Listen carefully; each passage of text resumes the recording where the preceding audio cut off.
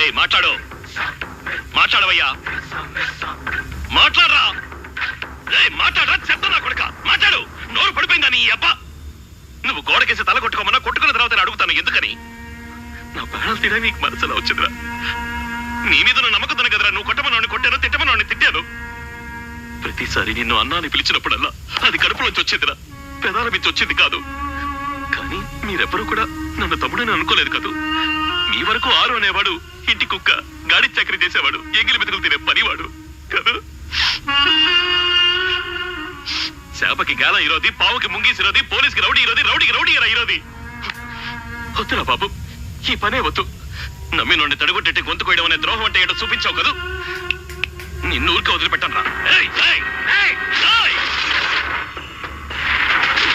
మీ అవసరానికి ఎవరినైనా తగనట్టుండొచ్చు, కానీ వాళ్ళకి మంచి జరగాలని నేను పంపించిన